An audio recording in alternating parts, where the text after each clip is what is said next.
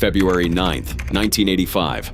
A body is dumped on a Michoacan roadside. He's a 37-year-old DEA agent and father of 3. There's a tape of his last 30 hours alive.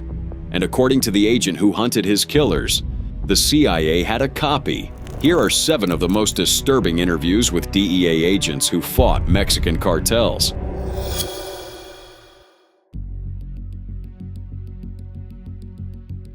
He says, "We killed Camarena." And I looked at him and I says, "What do you mean we killed Camarena? Maybe you killed Camarena. I didn't kill Camarena, dude." He said, "You don't get it, dude?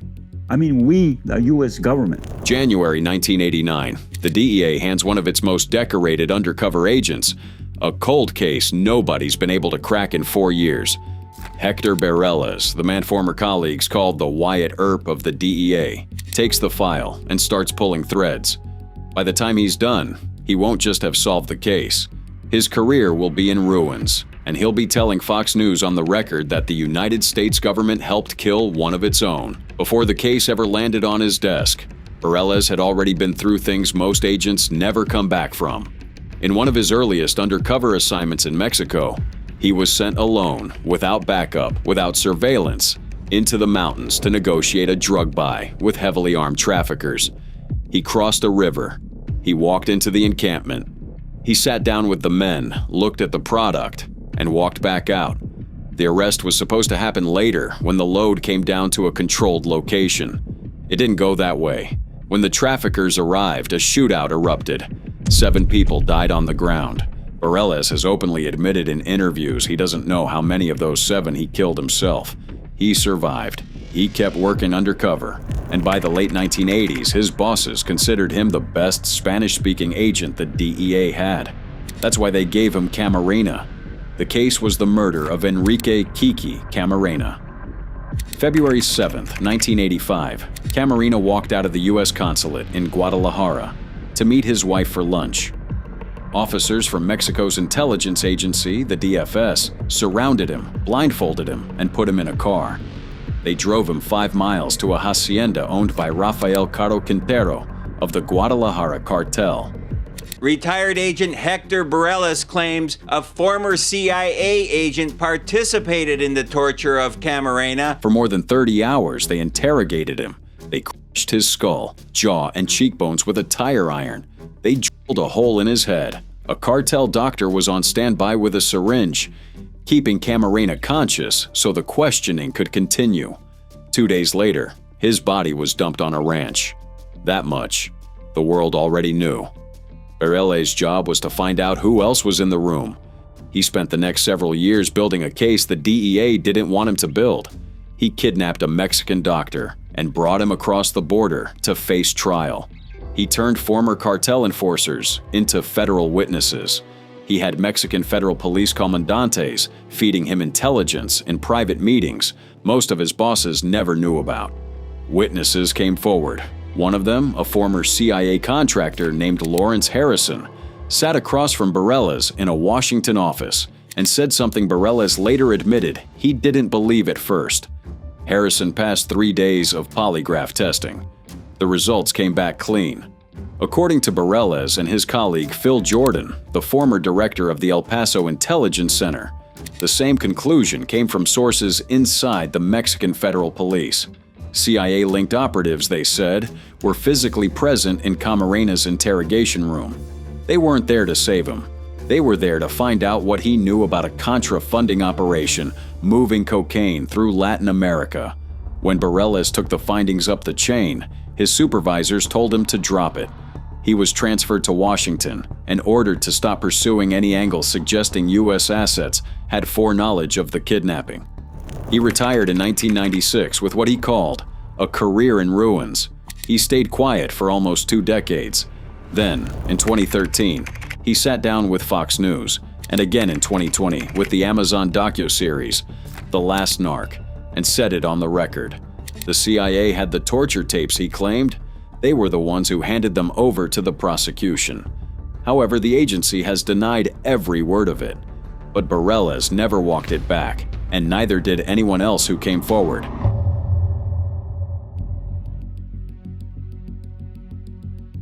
Esta tráfico de droga. Ahí hay muchos involucrados, no solamente Maduro, pero varios otros que siguen ahí en el gobierno y también narcotraficantes que siguen trabajando en Venezuela y en Colombia. Así que...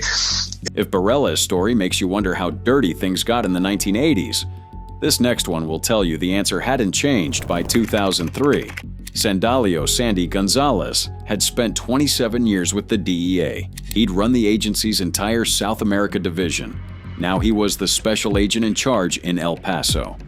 And he was about to discover that a U.S. federal informant was actively participating in cartel torture murders, and his agency wasn't going to stop it. The address was 3633 Calle Parsioneros in a middle-class neighborhood of Ciudad Juarez. Cartel members called it the House of Carne Asadas, the barbecue house. It wasn't a metaphor for cooking, it was a torture room. The man at the center of it all was Guillermo Ramirez Pero, codename Lalo. He was an informant for U.S. Immigration and Customs Enforcement, paid more than $220,000. Over the years, he'd worked his way into the upper ranks of the Juarez cartel under Heriberto Santillan, the cartel's third in command. In August 2003, Lalo participated in his first murder at the house. The victim was a Mexican attorney named Fernando Reyes. After the killing, Lalo briefed his ICE handlers on what had happened. ICE knew. Justice Department officials in Mexico City, El Paso, and Washington were notified. The investigation continued, and so did the murders. Over the next 5 months, 11 more people died at that house. Drug rivals, suspected snitches, people who'd crossed the cartel in ways that may or may not have been real. One of the victims was a legal U.S. resident. Each time, Lalo briefed his handlers. Each time, the U.S. government had a chance to pull the plug. Each time, they didn't. Then, in January 2004, the cartel made a mistake. While torturing a man for information, they got a name and an address out of him. The name belonged to a DEA agent.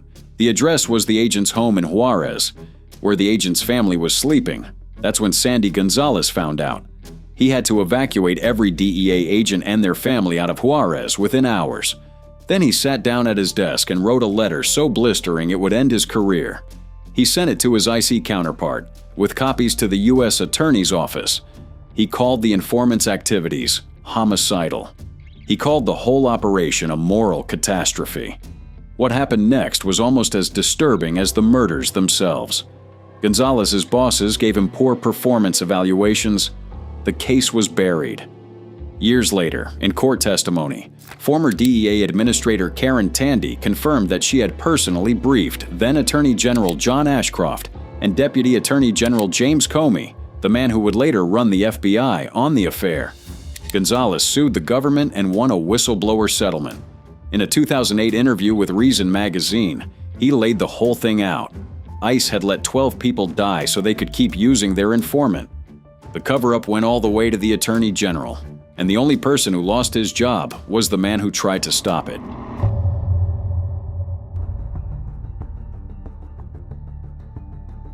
I learned how to speak like them, dress like them, and they understood that I could be as ruthless as they were, so they trusted me. Most DEA agents who survive their careers do so by being careful. Mike Vigil survived by being someone else. He spent 31 years in the agency, 18 of them abroad, and more years undercover in Mexico than any agent in DEA history. He posed as a Mexican drug trafficker so convincingly, he once watched a kingpin offer him $3 million in a briefcase to let him walk. He smiled and put the kingpin on a plane to a U.S. prison. But the story Vigil tells in his memoir, and again in interviews, is the one from a hot afternoon in Caborca, Sonora, in the late 1970s. Vigil was negotiating to buy 3 tons of marijuana from traffickers connected to Rafael Caro Quintero, the same Caro Quintero who would, a few years later, order Camarena's torture. Vigil had no cell phone, no diplomatic protection. The only backup he had was a small unit of Mexican Federal Judicial Police hidden nearby, and they were notorious for losing patience on long surveillance operations. The traffickers pulled up to a roadside restaurant in a black Ford pickup. 2 men in cowboy hats and ostrich boots, gold and silver belt buckles the size of dinner plates. Vigil sat down with them and didn't talk business right away. He chatted about Sonora. He chatted about women. That's how you put traffickers at ease, he later said. Don't pressure them. Become one of them. In his memoir, Vigil described what was running through his head while he played the role. He'd learned never to negotiate too quickly. He'd learned to drink with these men, to laugh with them, to share food with them, because professional politeness wouldn't keep him alive. Personal trust would. He'd learned that a single bead of sweat on his forehead at the wrong moment could end his life in seconds. The deal was set. The traffickers went out to bring the load down from the mountains. And then everything went wrong. When the traffickers returned, the Mexican federal officer who was supposed to be Vigil's backup got impatient. He pulled his gun on one of the traffickers before the signal was given. The trafficker grabbed the barrel and twisted. The gun fired. Vigil saw the federal agent's blood spray into the air 3 feet from his face. The same trafficker spun and fired 2 shots at Vigil at point-blank range. Both rounds missed. Vigil's federal partners cut the man down a second later. Total time, start to finish, 2 to 3 seconds. Vigil stayed undercover for nearly 2 more decades after that. In a recent interview with Michael Franzese in 2026, Vigil opened up about something even more disturbing.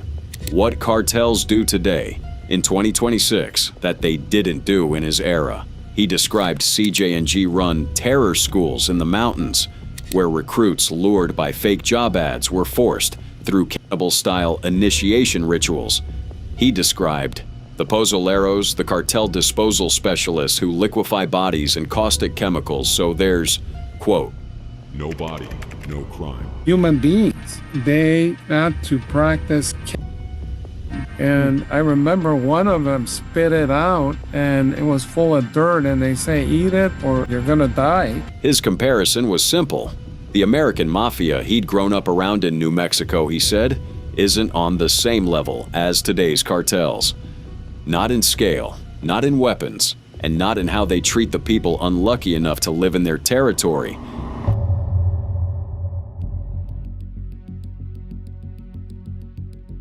We're here with my good friend.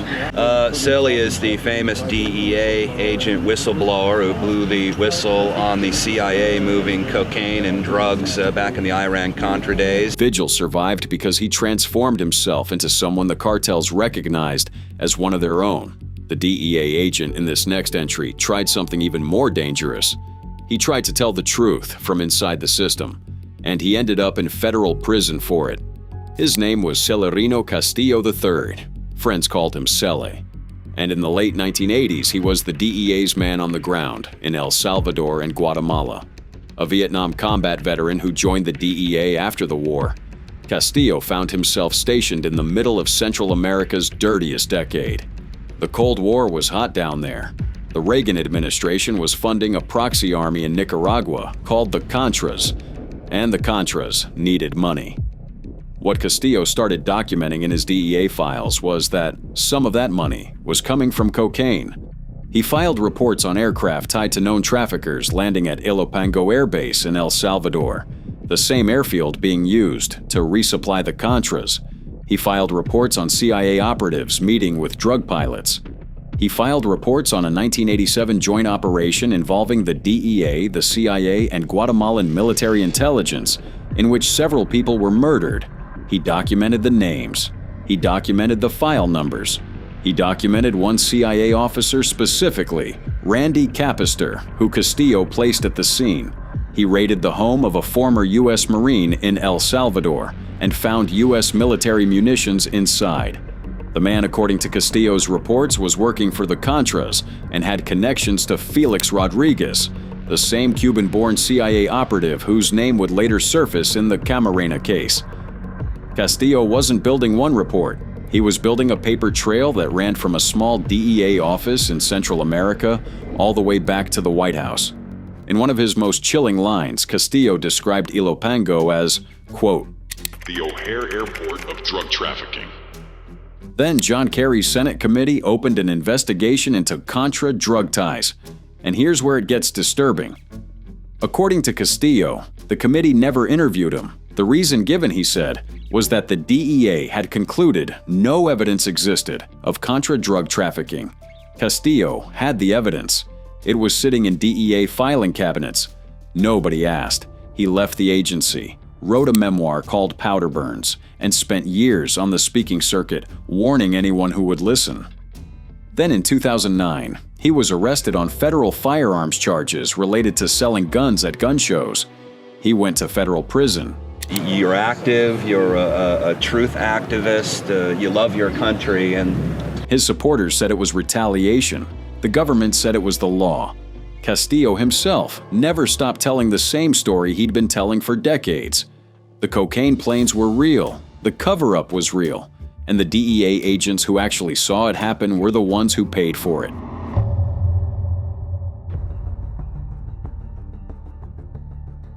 Anybody in Washington that believes that the violence stops at Juarez or at the border is not dealing with reality. Speaking to our Dallas affiliate WFAA, Jordan said it's easier for cartel members to survive north of the river.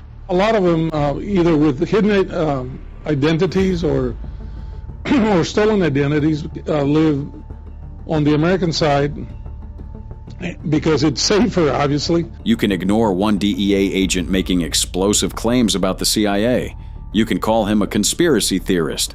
You can even question his sources, but when a second agent who ran the entire El Paso Intelligence Center stands up and says the exact same thing, the math gets harder to dismiss. That second agent was Phil Jordan.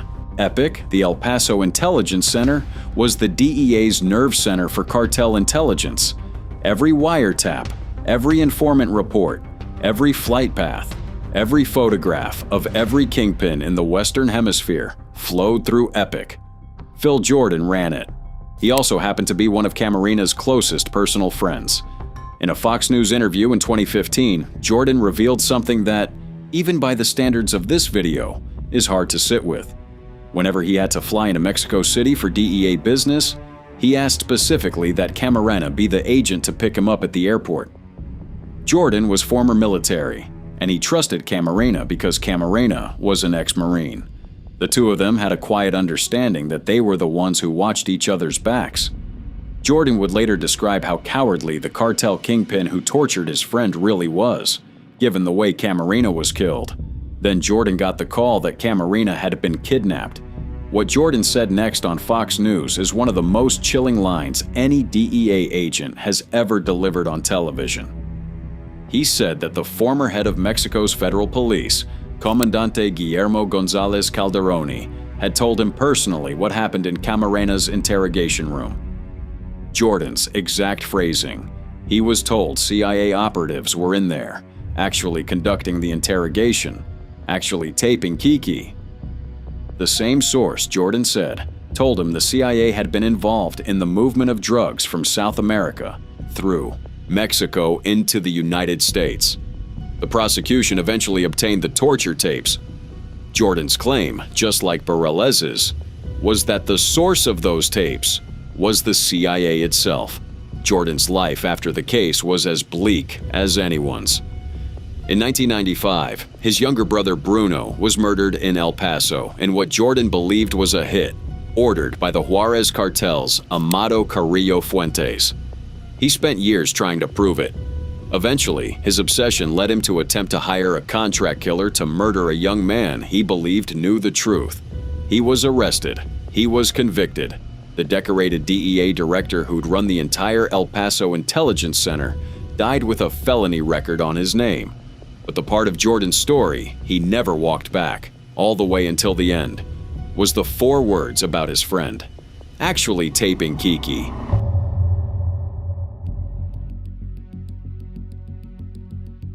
Every story you've heard so far has orbited around one man, Kiki Camarena. 6 entries, 5 DEA agents, and 1 murdered father of 3 on a Mexican roadside. James Kuykendall was the one who hired him. Kuykendall ran the DEA's Guadalajara office in the 1980s. There were 4 agents in the entire office.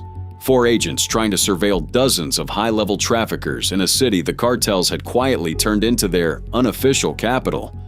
In a 2012 BBC interview, Kuykendall described it the way only the man in charge could. Guadalajara, he said, was where the major Mexican traffickers had migrated for the politics. They didn't all have full immunity, he explained, but nobody was messing with them down there. He'd recruited Camarena into the Guadalajara office a few years earlier. The two of them got along. Kiki was Camarena's boss, his protector, and the man who'd warned him from day one that the Mexican federal police were corrupt and that the DEA had no power to make arrests on Mexican soil. Camarena's job, Kiki told him, was to gather data and stay alive. For 4 years, that's what he did. Then on February 7, 1985, Camarena walked out of the consulate to meet his wife for lunch. He never came back. Kiki was the man at the office wondering where his agent was. He was the man who started making calls. He was the man who realized hours later what had happened. And Kiki was the man who would carry the weight of that lunch hour for the rest of his life. When Netflix's Narcos Mexico dramatized the kidnapping decades later, Kiki was a paid consultant on the show. He told The Hollywood Reporter that watching the actors recreate the moment Camarena was picked up brought back, in his own words, some bad memories. He also talked about what happened after. The DEA's bosses, he said, knew exactly how dangerous Guadalajara was.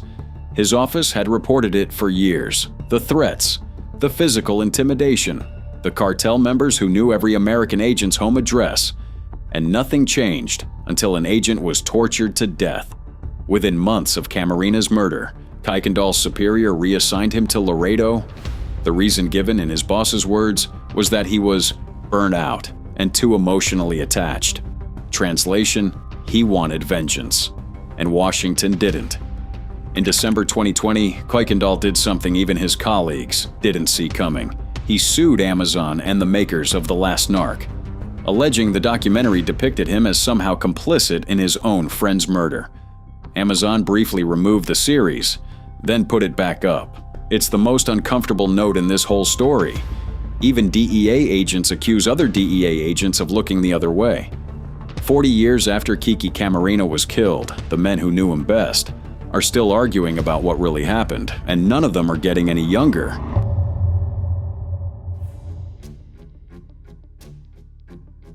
You've heard 6 stories about the past. This last one is about right now, in 2026. Because while the men who fought the Guadalajara cartel in the 1980s have spent decades telling us how dangerous the cartels were back then, a sitting DEA special agent in charge stood up in front of the U.S. Senate in June 2025 and told America something nobody wanted to hear. The cartels are no longer just in Mexico. They're here, and they're watching DEA agents on American streets. His name is Matthew W. Allen. He's the head of the DEA's Los Angeles Field Division and a 22-year veteran of the agency. He testified before the Senate Judiciary Committee at a hearing titled "The Thin Blue Line: Protecting America from the Cartels." Allen's testimony covered the trial of Ruben Oseguera Gonzalez, also known as El Menchito. El Menchito is the son of Nemesio Oseguera Cervantes, El Mencho, the man who built the Jalisco New Generation Cartel into the most violent criminal organization on the continent. El Menchito was sentenced to life in U.S. federal prison in March 2025 for running what prosecutors called the cartel's empire of fentanyl, kidnapping, and torture. What Allen revealed under oath was that during El Menchito's federal trial on American soil, CJ&G operatives were actively surveilling DEA agents and witnesses connected to the case. Cartel hitmen were retaliating against the families of informants in Mexico while the trial was happening in Washington. And the surveillance, Allen said, wasn't a one-time thing. Think about what that means for a moment. A sitting federal agent with 22 years of service telling United States senators on the public record that the most violent cartel in the Western Hemisphere has people on American streets, watching DEA officers go to and from work, logging their addresses, following their families. His direct quote was simple. "We are here," he said the cartels were saying. "We are among you." He went further. In his 22 years with the DEA, he testified he had personally experienced multiple instances of cartels surveilling American agents both in Mexico and inside the United States. Agents going out to execute search warrants would notice they were being followed. They'd have to call local police to pull over the suspect vehicles. It was, he said, frequent. Then he said one more thing. He said he'd personally lost several friends on the job. 8 months after Allen's testimony, in February 2026, the Mexican military killed El Mencho in a special forces raid in Jalisco. 25 members of Mexico's National Guard died in the retaliatory attacks that followed. Buses were set on fire in Puerto Vallarta. Cities were sealed off, and 6 members of the cartel were killed alongside their leader. The Sinaloa cartel, watching from the sidelines, began to move on CJNG territory. Mike Vigil, the same DEA legend you heard from earlier in this video, told CBC News at the time that El Mencho had been, quote, like a country's dictator. Yet, decades after these agents first walked into cartel territory, the war they fought is still being fought. The names have changed. The cartels have splintered, merged, fallen, and risen again. The drugs have shifted from marijuana to cocaine, to methamphetamine, to fentanyl. But the agents who survived those years keep telling the same story, decade after decade, interview after interview. And the story is always the same. The cartels are bigger than people think. The corruption goes higher than people think. And the cost, paid by the men and women who put on the badge, is steeper than anyone in Washington wants to admit. The only question left is whether anyone is listening.